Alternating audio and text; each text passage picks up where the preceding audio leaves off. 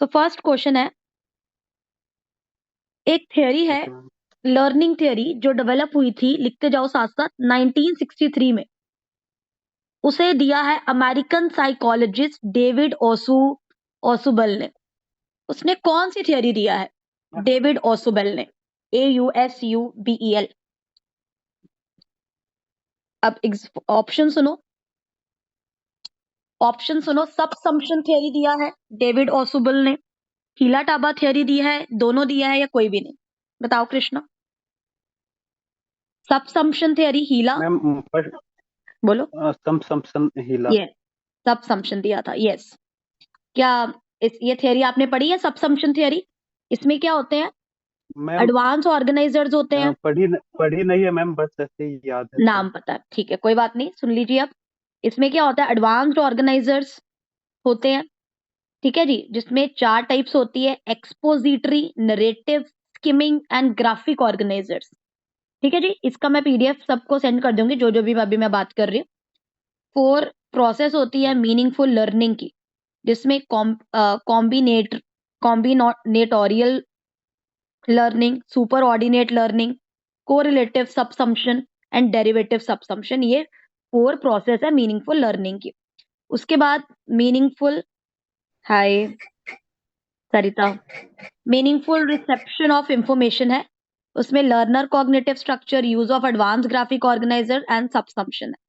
ठीक है जी, इनका जो सारी डिटेल्स हैं, ये आए ना आए, बट धीरे धीरे मैं आपको वर्ड समझाती रहूंगी। पहले हम आज जो करेंगे, बेसिक करेंगे, जिससे आपको पता लगे कि वर्ड्स क्या है। एक थियरी है Krishna, triple loop learning theory, सुना हुआ नाम? Triple loop learning theory. Yes ma'am. हाँ जी, इसका पता आपको? ट्रिपल लूप लर्निंग थियरी में क्या है, इसका प्रोसेस होता है, इसका प्रोसेस के स्टेप्स पता है आपको? ये पेपर में आए हुए हैं। Anyone? Manu, Sakshi, Sarita, Krishna, anyone who can tell me? तो इसके ट्रिपल लूप लर्निंग थ्योरी में 4 स्टेप्स है, लिखो। Context, frame, action, outcome, CFAO, CFAO, CFAO। कौन कौन से steps triple loop learning theory के? बताओ कृष्णा, कौन कौन से हैं step? Context, frame, action action and outcome. और आउटकम। आउटकम, ठीक है जी। और फ्रेम की जगह पर कभी कभी मतलब अगर ये 4 वर्ड्स नहीं आते हैं, context, frame, action and outcome, तो ये 4 आ सकते हैं, लिखो। कंटेक्स्ट, अजम्पशन, एक्शन, रिजल्ट, ये भी आ सकते हैं, मतलब ये 2 गिवन है। कंटेक्स्ट, अजम्पशन, एक्शन, रिसर्च, ये भी आ सकता है। क्लियर है?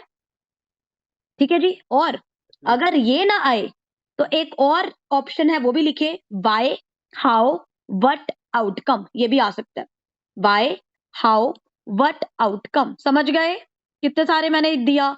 अदरवाइज जो सबसे डिटेल्ड वाला है वो यही है, context, frame, action and outcome. Am I clear? Give me a thumbs up if it is clear. Good evening Manu, आप बोलेंगे नहीं? चले, अब नेक्स्ट है, जब हम स्टडी करते हैं फिजिकल एस्पेक्ट ऑफ एजिंग, जो हम बूढ़े होते हैं, मेंटली, सोशली, सोसाइटल, इसको क्या बोलते हैं? ऑप्शंस दे रही हूँ कृष्णा, सुनो। बायोलॉजी, जीरोंटोलॉजी, कॉस्मोलॉजी, पेडागोगी, बोले। मैम पेडागोगी होगा। नहीं, इसका पेडागोगी या जेरोंटोलॉजी में दो में कंफ्यूजन है।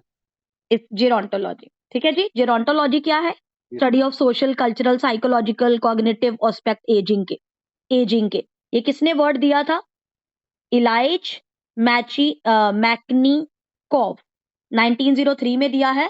इसका मतलब था ओल्ड मैन की स्टडी को, ठीक है जी, तो याद रखेंगे। नाउ आप बताएंगे, स्पेक्ट्रम ऑफ टीचिंग स्टाइल, ये किसने दिया था? याद है? मॉटसन ने, एशवर्थ ने, दोनों ने, किसी ने नहीं? वर्थ ने। दोनों ने दिया है, मतलब इकट्ठे दिया है। मॉस्टन, MOSSTON, and Ashworth, ASHWORTH। Okay, तो इसमें स्पेक्ट्रम स्टाइल थे, ठीक है जी, जिसमें 11 टीचिंग स्टाइल्स थे, जिसमें 5 टीचर सेंटर्ड थे, मतलब डायरेक्ट, और 6 स्टूडेंट सेंटर्ड थे। याद रख सकते हो। मॉस्टन एंड एशवर्थ ने स्पेक्ट्रम ऑफ टीचिंग स्टाइल दिया है, जिसमें 11 टीचिंग स्टाइल्स है, जिसमें 5 टीचर सेंटर्ड है और 6 क्या है, स्टूडेंट सेंटर्ड। एक बार बता दो कृष्णा जो मैंने बोला है, क्या बोला है मैंने? मॉस्टन एंड एशवर्थ ने इसको हाँ दिया था, जी, इसमें 11 टीचिंग सेंटर टीचिंग का दिया था, इसमें 5 टीचर सेंटर थे और 6 स्टूडेंट 6। हाँ सेंटर ठीक थे। है।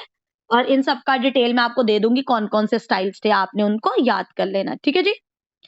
तो पीडीएफ में अवेलेबल होंगे। सो अब दूसरा बच्चा कौन आना चाहेगा? अभी म्यूट कर लो कृष्णा। दूसरा बच्चा कौन आना चाहेगा वॉइस पर? फटाफट से आ जाएं, इसमें आपका ही बेनिफिट होगा, किसी का बेनिफिट नहीं होगा। और आ जाओ आयशा, वॉइस पर। Ayesha, hello ma'am. हाँ जी, कैसे हो? हाँ मैम, ठीक है। चलिए, तो क्वेश्चन पूछते हैं हम अब। नेक्स्ट क्वेश्चन पूछ रही हूं मैं, आप बताएं। टेलर मॉडल ऑफ डेवलपमेंट, इसके कितने स्टेप्स हैं? 1 2 3 और 4। फिर स्टेप्स करेंगे इसके। टेलर मॉडल ऑफ डेवलपमेंट, इसके कितने स्टेप्स हैं? 1 2 3 और 3 4। स्टेप्स है मैम। कितने स्टेप्स है? 3 स्टेप्स है। 4 स्टेप्स है, 3 लिखो। 4 स्टेप्स है, लिखो। 4 पहले स्टेप्स है। हाँ। स्टेटिंग ऑब्जेक्टिव, पहले ऑब्जेक्टिव बताएंगे। फिर selecting learning experience. Hmm. Third, organizing learning experience. Fourth is evaluation. Fourth is evaluation. Okay, clear हुआ? Yes ma'am. जब तुम हाँ मैम। अपने आप को खुद से कंपेयर करते हो, वो कौन सी असेसमेंट होती है? Summative, diagnostic, ipsative, formative. जब तुम अपना कंपैरिजन खुद के साथ करती हो, ये कौन सी असेसमेंट होती है? Diagnostic, summative, ipsative, formative. Ipsative. Yes, very nice. जब तुम एंड रिजल्ट के रिगार्डिंग असेसमेंट करते हो, वो किस में आता है? End result. जैसे फॉर एग्जांपल तुम ग्रेजुएशन में कितने परसेंटेज लेकर आए, ये किस में आएगा? Summative, diagnostic, ipsative, formative. Summative. Yes, very nice. जब मैं अभी तुम्हें पढ़ा रही हूं और साथ साथ में पढ़ाने के दौरान तुम्हारा टेस्ट लेती जा रही हूँ, जैसे अभी वाला टेस्ट लिया, इस टेस्ट को क्या बोलते हैं? Summative, diagnostic, ipsative, formative. Formative. Very nice. और जब मैं ये देखना चाहती हूँ तुम्हारे पॉजिटिव्स क्या है, नेगेटिव्स क्या है, ठीक है, तुम्हें अच्छे से चेकिंग कर रही हूँ, what are your positive point, what are your negative points, उसे क्या बोलेंगे? Summative, diagnostic, ipsative, formative. Diagnostic. Very nice. तो सभी बच्चे, डायग्नोस्टिक। हाँ, याद कर लिया सब लोगों ने? चलो, अब मुझे बताओ, जब मैं तुम्हारा परफॉर्मेंस सरिता के साथ कंपेयर कर रही हूँ या कृष्णा के साथ कंपेयर कर रही हूँ, ये कौन सा टेस्ट है? नॉर्म रेफरेंस या क्राइटेरिया रेफरेंस? जब मैं तुम्हारा criteria reference. No, it is norm reference, ठीक है। नॉर्म रेफरेंस होता है norm comparing one reference. Student okay with another, या मैं पूरी मैम। क्लास को कंपेयर कर रही हूँ, रैंकिंग दे रही हूँ, that is norm reference. Okay, next. Next is, जब मैंने एक ओके मैम। स्टैंडर्ड सेट किया हुआ है कि 2% बच्चों को ही जीआरएफ मिलेगा, दैट इज द स्टैंडर्ड, तो ये किस में आएगा? नॉर्म रेफरेंस में या क्राइटेरिया में?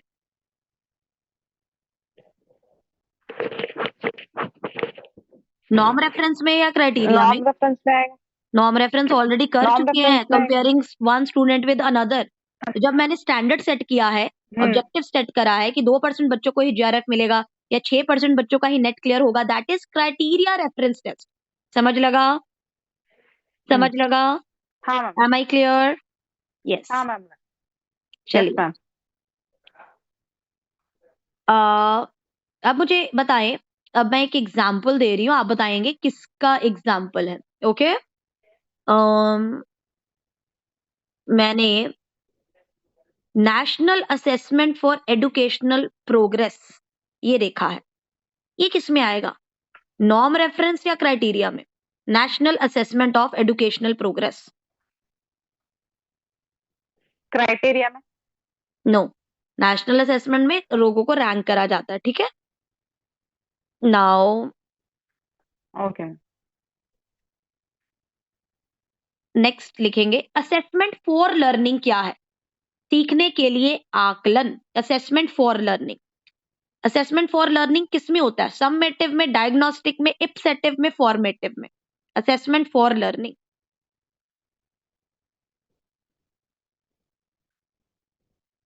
असेसमेंट फॉर लर्निंग किस में आएगा? फॉर लर्निंग, फॉर्मेटिव में आएगा। Assessment for learning, yes, paper में फॉर्मेटिव आ जाए या डायग्नोस्टिक आ जाए, दोनों आ सकते हैं। ओके, क्लियर हुआ? अब ठीक है मैम। अगर मतलब यस मैम। इसमें आप फीडबैक दे सकते हो ना, क्योंकि आप सीखने के लिए, मैं आपको अभी सिखा रही हूँ, जैसे अभी मैंने फीडबैक दिया कि तुम्हारा ये क्वेश्चन गलत है, तो तुम आगे सीखोगे ना, तो इसमें आपको इमीडिएट फीडबैक मिल जाता है। तो अगर मैं बोलूं assessment of learning, of learning लिखो, ऑफ लर्निंग, ये किस में आएगा? समेटिव में, सेल्फ एग्जामिनेशन में, या फॉर्मेटिव में? समेटिव, फॉर्मेटिव, सेल्फ एग्जामिनेशन, बताओ। सेल्फ एग्जामिनेशन में आएगा। No, it is summative of learning. Of learning, assessment of learning मतलब तुमने ऑफ जो लर्निंग सीखा, तुमने पूरे साल जो सीखा, या तुमने पूरे 6 महीने जो सीखा, तो यूजीसी का हाँ। रिजल्ट बताएगा तुम्हारा क्या आंसर है, मतलब तुमने कहां पर, तुमने क्या पोजीशन अचीव करी है। ओके, उसके बाद assessment as okay learning. Ma'am.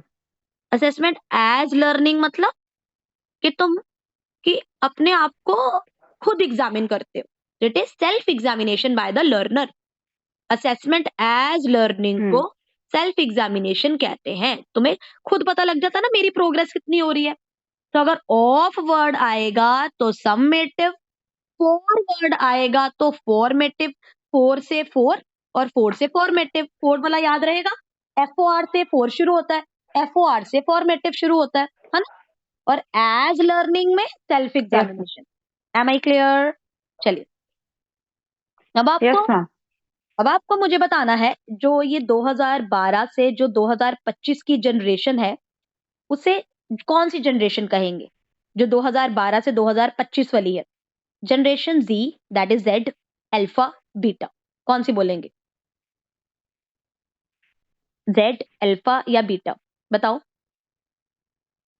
2012 से जो 2000, अल्फा कहेंगे मैम। यस, इन्हें अल्फा कहेंगे। जो 2012 से 25 में पैदा हुए हैं उन्हें अल्फा कहेंगे। और 25 से 39 के बीच में जो पैदा होंगे, अब जो फ्यूचर में पैदा होंगे, उन्हें क्या बोलेंगे? Z, अल्फा या बीटा,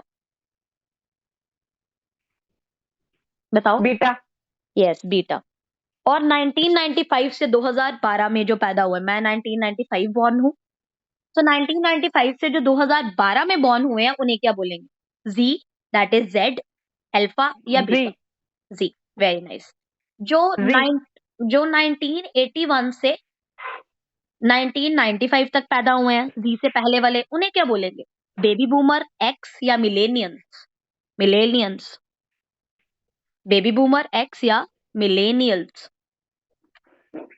जो Z से पहले आए हैं कौन से हैं वो? एक्स बोलेंगे मैम। No, millennials. एक्स। ठीक है, तो सबसे पहले इसको मिले। सीरियल वाइज याद रखेंगे। सबसे पहले आई ग्रेटेस्ट जनरेशन 1910 से 1920 में। ठीक है, उसके बाद आप सीरियल वाइज याद कर लेना। ग्रेटेस्ट जनरेशन के बाद कौन सी आई? साइलेंट। साइलेंट के बाद कौन सी आई? Baby boomer. बेबी बूमर के बाद कौन आई? एक्स। एक्स के बाद मिलेनियल। मिलेनियल के बाद जी। जी के बाद अल्फा। अल्फा के बाद बीटा। ये किसने दिया है? ये किसमें गिवन था? ये थी fourth turning theory by William Strauss and Neil Howe. लिख लो, ये किसने दिया है? ये विलियम स्ट्रॉस और नील हॉवे ने फोर्थ टर्निंग थ्योरी में दिया है। Give me a thumbs up if it is clear, और टाइप यस चैट सेक्शन में, यस टाइप कीजिए अगर क्लियर है तो। ओके, क्लियर हो गया सबको? Fourth yes ma'am. Turning theory bye, yes ma'am. ठीक है, ये याद रखेंगे। अब विलियम। मल्टीपल इंटेलिजेंस की कितनी टाइप्स होती हैं? 4, 5, 7 या 9? 4, 5, 7 या 9 मल्टीपल इंटेलिजेंस की। बाकी बच्चे भी जिनको आंसर आता है वो माइक अनम्यूट करके जवाब दे सकते हैं। 5, 7, 4 या 9? कोई भी सात बच्चा? मैम। 9। इस मल्टीपल इंटेलिजेंस की कितनी टाइप्स है? 9। करें आप, कौन कौन सी टाइप है? Let's talk about it. पहले है नेचुरलिस्ट। नेचुरलिस्ट लोग होते हैं जो लिविंग मतलब जिंदा चीजों को, नेचर को समझते हैं, उन्हें नेचुरलिस्ट बोला जाता है। Second is musical. म्यूजिकल वो लोग होते हैं जिन्हें साउंड्स वगैरह, पिचेस, टोन वगैरह ये सुनना पसंद होता है।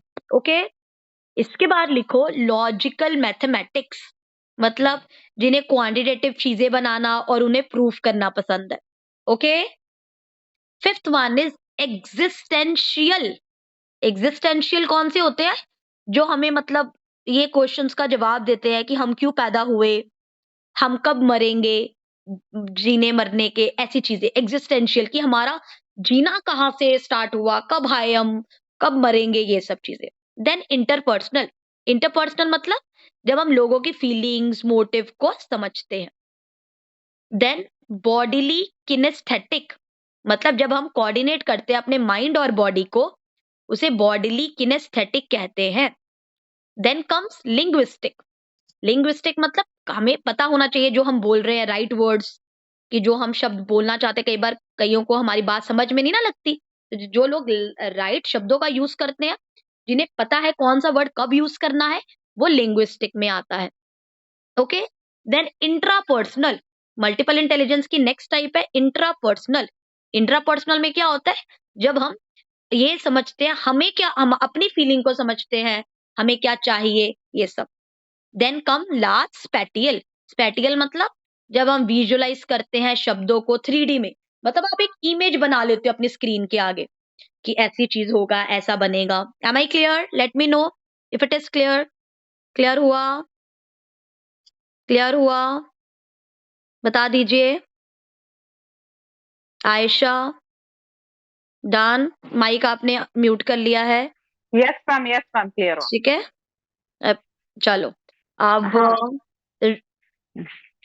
चलिए, अब हम करेंगे नेक्स्ट क्वेश्चन के बारे में। अब मनु आ जाए।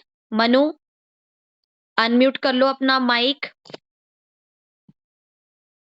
हाय। हाँ मैम बोलिए। हाँ हेलो जी। मैम। तो आपने सुना होगा ID, ego, super ego. Have you heard about it? ID, ego, super ego.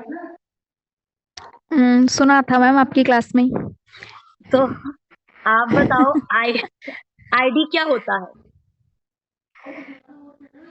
ID ID तो मैम वैसे सेम होता है ना, सेम मतलब? पहचान कुछ ऐस आईडी तो। नहीं, आपने मतलब वो नहीं लगाई हुई। पहले लिखो, ये id, ego, super ego Freud की साइको एनालिटिकल थियोरी का पार्ट है। आप पढ़ नहीं रहे हो? फेब वाला पेपर नहीं देना? अरे देना है मैम आज। लिखो आपने फ्रीड का, वो करवाया था ना, 1 मिनट में लिखती हूँ मैम, बोलिए। फ्रीड का साइको एनालिटिकल थियोरी दिया है, जिसमें ID, ego, super ego 3 parts है। आईडी वो लोग होते हैं जो जिद्दी होते हैं, जिन्हें अपनी जरूरतों को किसी भी हाल में पूरा करना है, जिन्हें खुशी चाहिए, जो दुख को अवॉइड करते हैं। ओके, फॉर एग्जाम्पल मैं बोलूं कि मुझे डायमंड की रिंग चाहिए। ओके, अब फिर आएगा ईगो, सॉरी, फिर आएगा सुपर ईगो। पहले सुपर ईगो लिखो। सुपर ईगो कहेगा पागल हो क्या, तुम्हारे पास तो डायमंड की रिंग खरीदने के लिए पैसे नहीं है, तो तुम्हें अपनी क्या कहते हैं, ये नहीं खरीदना चाहिए।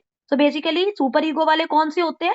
जो पहले आईडी वाले कौन से थे? जो अपनी जरूरतों को इंपॉर्टेंस देते हैं, नीड्स को, अपनी ड्राइव्स को, अपनी इंस्टिंक्ट्स को। इंस्टिंक्ट्स मतलब जो दिल में आया, जो दिमाग में आया, उसको पूरा करना।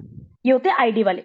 सुपर ईगो वाले मतलब पूरा ही बोल देते नहीं नहीं, ये तो हो ही नहीं सकता है, क्योंकि वो रूल्स के साथ चलते हैं, प्रिंसिपल्स के साथ, मॉरल वैल्यूज के साथ, रूल्स ऑफ द सोसाइटी के साथ, इनको इंटरनलाइज करते हैं। समझ गए? Super ego everyone, ma'am, Manu, okay. Sarita, Krishna, Sakshi, yes Ayesha. Ma'am. फिर इसके बाद ईगो। ईगो का मतलब क्या है? जो दोनों के बीच में कॉम्प्रोमाइज करवाता है। क्योंकि आईडी ने कहा मुझे क्या चाहिए, आईडी ने कहा मुझे क्या चाहिए, मुझे जी ये चीज चाहिए। सुपर ईगो कहता तुम नहीं खरीद सकते, तुम्हारे पास पैसे नहीं है। ईगो कहेगी कोई बात नहीं, लोन ले लेते हैं, या थोड़ी सस्ती डायमंड की रिंग ले लेते हैं। Am I clear? तो ईगो क्या करता है? Yes ma'am. एक कंपैटिबिलिटी क्रिएट करता है, बैलेंस क्रिएट करता है आईडी और सुपर ईगो में। तो बताओ अब, आईडी और सुपर ईगो और ईगो क्या होता है जल्दी से? आईडी मैम वो जो जिद करता है, जिद्दी हाँ होते जी, हैं जो लोग। हाँ जी, और सुपर ईगो वो होते हैं जो अपने रूल्स के अकॉर्डिंग चलते हैं। हाँ, सुपर ईगो रूल्स के अकॉर्डिंग चलते हैं। हाँ फिर जी। ईगो, और ईगो जो होता है जो कॉम्प्रोमाइज करवाता है दोनों में, आईडी में हाँ, और अब याद इसमें तो नहीं सुपर ईगो भूलेगा। में। हाँ चलो, जी, अब नहीं भूलूंगी मैम। ओके।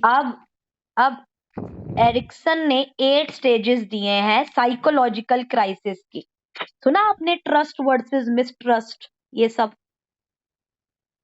इनके आपने नेम्स और कौन सी एज में है ये याद करना है। ओके, लिखो साइकोलॉजिकल क्राइसिस 8 मैम स्टेजेस, उसकी उसकी 8 स्टेजेस हैं।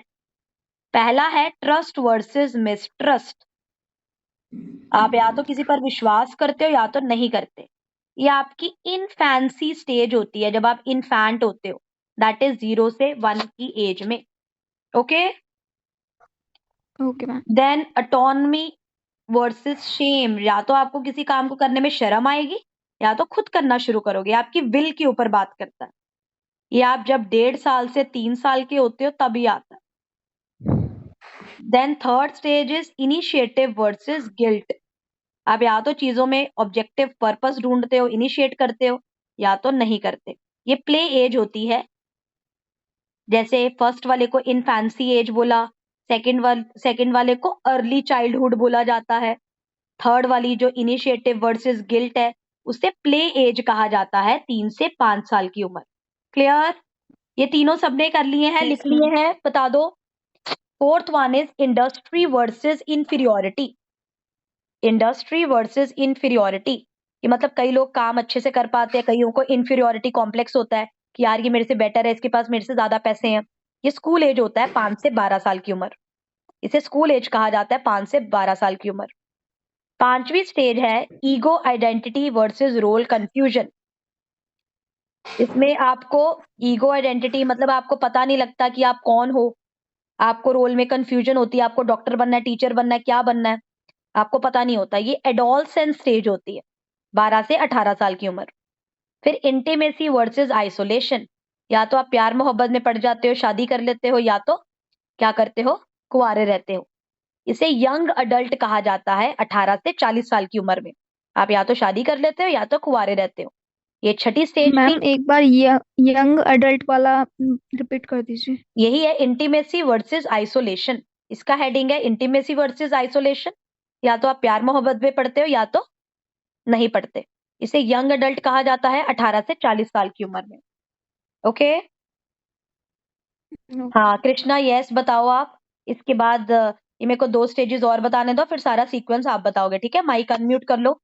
Then generativity versus stagnation.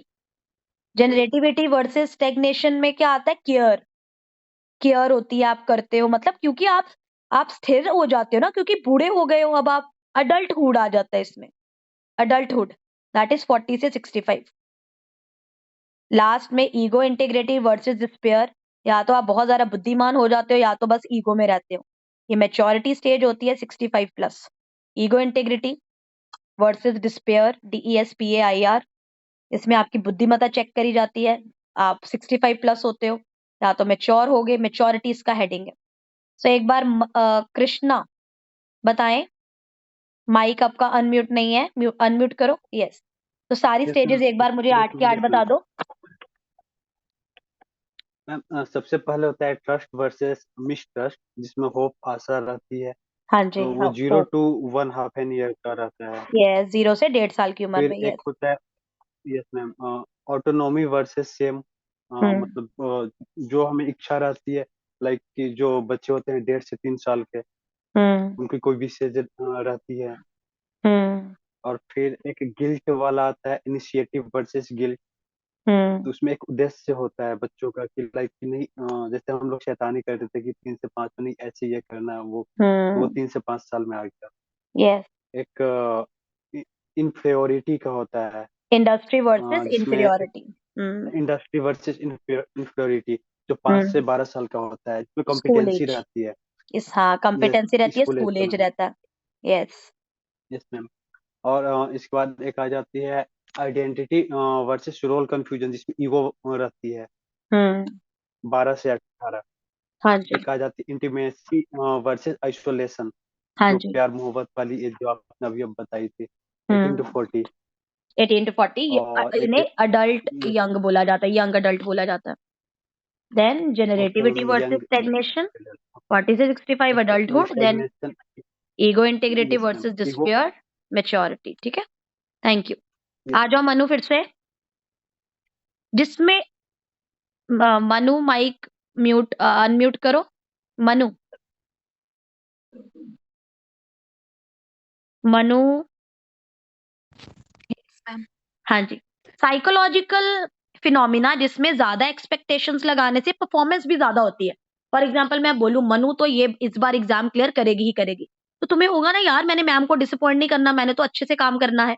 उसे क्या बोलते हैं, गोलम इफेक्ट या पिग्मेलियन इफेक्ट? क्या बोलेंगे, गोलम इफेक्ट या पिग्मेलियन इफेक्ट?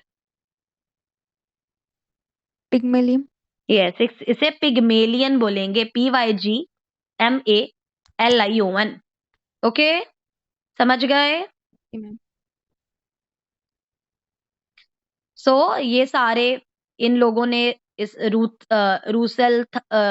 रूजेंथल, गोलेम, पिग्मेलियन, ये इन सब ने बेसिकली ये इफेक्ट्स तीनों के हमने याद कर लेने हैं। पिग्मेलियम को याद रखेंगे, रूसेंथल भी कहते हैं, मतलब ये भी इफेक्ट बोलते हैं, ROSCNTHAL। अब एक और इफेक्ट करेंगे जिसे बोलते हैं गोलम इफेक्ट। गोलम इफेक्ट लिखो, GOLEM। ये वो साइकोलॉजिकल फिनोमिना है जिसमें अगर आप लोअर एक्सपेक्टेशन रखते हो, ठीक है, तो आपकी पुअर परफॉर्मेंस होगी। ये ज्यादातर स्टडीज और एजुकेशन में पाया जाता है। ठीक है, अगर आप लोअर एक्सपेक्टेशन रखोगे, मैं कहूंगी यार ये पास हो जाए यही बड़ी बात है। ठीक है ना, चलो अब नेक्स्ट मॉडल है PWM। बताओ PWM, पहले तो बताओ ये मॉडल किसने दिया है? मनु। PWM एडवर्ड थॉमस ने, सेलोवरी ने, मेयर ने, या इनमें से कोई दो? एडवर्ड थॉमस, सेलोवरी, मेयर, एडवर्ड और सेलोवरी, एडवर्ड और मेयर, सेलोवरी और मेयर। बताओ किसने दिया है PWM मॉडल? मनु। मैम फिर से रिपीट कीजिए एक बार। अब और 10 मिनट रह गए हैं, इसके बाद 10 मिनट के बाद हमारी ये क्लास ओवर हो जाएगी, फिर मैं दोबारा से एक जूम सेशन नया लिंक दूंगी, वहां पर आ जाना। रहने दो, लिख लो सभी बच्चे। कृष्णा बोलो आप, किसने दिया है, आपको आता है? स्लोवली एंड मेयर्स ने। सेलोवरी एंड मेयर ने दिया, वेरी नाइस। तो क्या क्या है इसका, PWM का फुल फॉर्म क्या है बताओ? वो याद नहीं है। लिखो पहले, परसीविंग इमोशंस। पहला P का मतलब है परसीविंग इमोशंस। फिर U का मतलब है यूजिंग इमोशन। पहले इमोशंस को फील करना, फिर उनको यूज करना, फिर यूज करके नेक्स्ट U है अंडरस्टैंड करना, अंडरस्टैंडिंग इमोशन, और लास्ट में M है managing emotions. Okay, am I clear?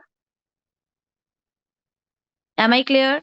चलो नेक्स्ट क्वेश्चन है, मनु बताएं। जब आप अभी आपने पढ़ाना शुरू नहीं किया, बस अभी आप क्लास में फर्नीचर वगैरह अरेंज कर रहे हो क्लासरूम में, इसे कौन सी स्टेज बोलेंगे?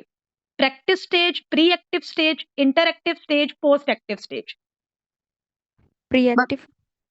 यस, इसे प्री एक्टिव स्टेज बोलेंगे। Very nice. हम सिर्फ 10% अंडरस्टैंड करते हैं किसका? जो हमने रीड किया है, जो हमने देखा है, जो हमने हेयर किया है, या जो हम करते हैं। हम इसका सिर्फ 10% समझते हैं। What we read, see, hear और डू। बताओ मनु। हम सिर्फ इसका 10% समझते हैं, मतलब सबसे ज्यादा कमजोर क्या है? सिर्फ आप 10% ही समझ पाते हो चीज को। याद रखें, 10% हम आंसर तो दो, कोई आंसर तो दो, आना ना आना वो तो बात की बात है, बोलो आंसर दो। रीड, सी, हेयर और डू। हाँ जी, मैम सी, सी क्या था? मतलब जो देखते हैं वो 10%। अच्छा सी, नहीं, इट इज रीड। लिखो रीड। सो 10% जो हम रीड करते हैं, लिखो 20% जो हम सुनते हैं।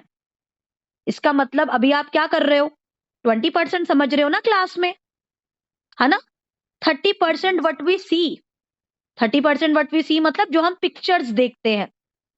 50% what we see and hear, see and hear मतलब 50% जो आप देखते हो और सुनते हो, दोनों का कॉम्बिनेशन। जब मैं लाइव यूट्यूब पे क्लास लेती हूँ तो आप सुनते भी हो और पिक्चर भी देखते हो। 70% ऑफ व्हाट दे से एंड राइट। मैम, हम इस टाइम पर सुन बोल भी रहे हैं और लिख भी रहे हैं, तो मतलब हम 70% अपने आप को समझा रहे हैं, पढ़ रहे हैं। और 90% व्हाट वी डू, जब आप एक्ट करना शुरू करोगे इन्हीं क्वेश्चंस के अकॉर्डिंग, तो आप 90% में आ जाओगे। ये किसने दिया है? एजर डेल कॉन ऑफ एक्सपीरियंस कहते हैं इसे। EDGAR, EDGAR, CONE cone of experience. ये 1960 में दिया था, जिन्होंने उसमें उन्होंने बताया कि कितने % आपको कितना समझ लगता है। एक बार बताओ मनु, जो मैंने सारी परसेंटेज बोली 10 सेकेंड में फटाफट से बोल दो, जल्दी से। 10% रीड के लिए, 20% हियरिंग के लिए, हाँ जी, और 30% सी, सी और हियरिंग के लिए। नो, और 30% सी बस, 50% सी ओके एंड हेयर, हियरिंग, सी हाँ प्लस हियरिंग के हेयर लिए। 50%, 70% ओके मैम, से और राइट के लिए। से और राइट के लिए 70% और 90% हाँ, वट वी 90% डू। एक्ट के लिए। Yes, what we do. Okay ma'am. Clear हुआ सबको? चलिए, अब नेक्स्ट है Kolb David learning experience. Kolb ने, KOLB ने, कॉल्ब डेविड ने लर्निंग एक्सपीरियंस का सीक्वेंस दिया है। तो वो सीक्वेंस क्या है बता सकते हो? कॉल्ब डेविड का लर्निंग एक्सपीरियंस का सीक्वेंस, चलो अपनी अपनी नोटबुक पर लिखो। कंक्रीट एक्सपीरियंस पहला, second is reflective observation.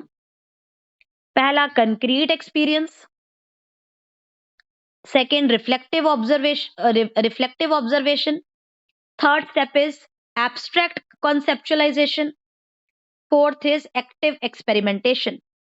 Active experimentation. So concrete experience क्या होता है? जब आपको कोई नया एक्सपीरियंस, आप नया कॉन्सेप्ट कोई सुनते हो, ठीक है ना, उसका एक्सपीरियंस लेते हो। फिर रिफ्लेक्टिव का मतलब जब आप उस पर ध्यान लगाते हो। एब्स्ट्रैक्ट का मतलब जब आप उसमें से कंक्लूड करते हो कि मैंने इससे क्या सीखा। और एक्टिव एक्सपेरिमेंटेशन का मतलब जो आपने सीखा वो आप डेली लाइफ में अप्लाई करते हो। जल्दी से बताओ मनु, चारों स्टेप्स फटाफट से। मनु, चारों स्टेप्स फर्स्ट बताओ। कंक्रीट, हाँ जी। First is second reflective, first concreting, concrete experience, second is second reflective, reflective third observation, expect, third abstract expect conceptualization, abstract conceptualization, and fourth one is fourth one तो मैं लिखा ही नहीं मैंने अभी। Active experimentation. अपनी स्पीड बढ़ाओ। Active active experimentation, active experiment. Experimentation. अब आ जाओ, कौन ओके मैम। आएगा? अब आएंगे सरिता। आ जाओ सरिता, माइक अनम्यूट करो। Yes ma'am. तो आपने मुझे बताने हैं प्रोसेस टाइप क्वेश्चंस कौन से होते हैं। प्रोसेस टाइप क्वेश्चंस पहले मैं पूछती हूँ, देखती हूँ आपको कितना आता है, फिर मैं समझाती हूँ। Process type questions,